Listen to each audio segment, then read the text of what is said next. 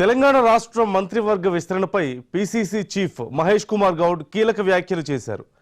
మే నెలాఖరులో లేదా జూన్ నెలలో మంత్రివర్గ విస్తరణ ఉండొచ్చంటూ ఆయన సూచనప్రాయంగా తెలియజేశారు. రాష్ట్ర వ్యాప్తంగా మంత్రి పదవులు ఆశిస్తున్న వారు చాలా మంది ఉన్నారని, అయితే సీట్లు తక్కువగా ఉన్నాయంటూ ఆయన పేర్కొన్నారు. అయినప్పటికీ చాలా మంది నేతలు కేబినెట్ విస్తరణపై ఆశలు పెట్టుకున్నారని ఆయన అంటున్నారు.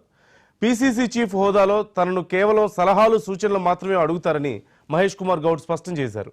గతంలో మంత్రివర్గ విస్తరణపై తన అభిప్రాయం అడిగితే చెప్పామంటూ ఆయన గుర్తు చేశారు. తుది నిర్ణయం మాత్రం కాంగ్రెస్ హైకమాండ్, ముఖ్యమంత్రి రేవంత్ రెడ్డి తీసుకుంటారంటూ ఆయన తేల్చి చెప్పారు. ఇప్పటికే మంత్రివర్గ విస్తరణ ఆలస్యమైందని, త్వరగా జరిగితే బాగుంటుందంటూ మహేష్ కుమార్ గౌడ్ ఆశాభావం వ్యక్తం చేశారు. మార్పు అని ఊరికే ప్రజల్లో కన్ఫ్యూజ్ చేసి వాళ్ళ ఉనికిని కాపాడుకునే ప్రయత్నం చేస్తా ఉన్నారు.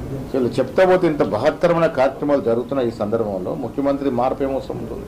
ఆయన బీజేపీ బీఆర్ఎస్ పార్టీకి కాంగ్రెస్ యొక్క విధి విధానం మీద మాట్లాడే అవసరం లేదు అని మాకు ఇప్పుడు ఎవరు అవసరం లేదు.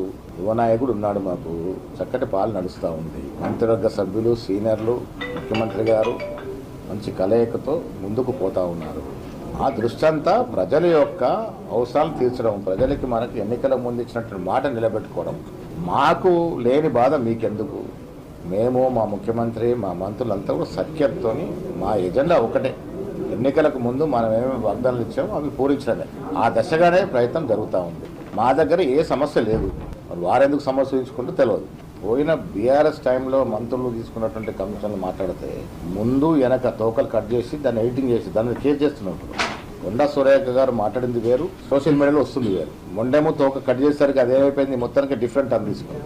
అందుకే ఇప్పుడు సోషల్ మీడియా వాళ్ళు ఎవరైతే దీన్ని పెట్టినారో వాళ్ళ మీద సైబర్ క్రైమ్ డిపార్ట్మెంట్లో ఆమె కేసు చేయడం జరుగుతుంది. ఈ రాష్ట్రంలో బీఆర్ఎస్ పని అయిపోయింది. చాలా సందర్భాలు చెప్పాను. ఇప్పుడు ఉనికి కోసం ఏదో తాపత్రయపడుతుంది తప్ప బీఆర్ఎస్ ఇంకా ప్రజలు ఆదరిస్తారని నేను అనుకోవట్లేదు. మార్పు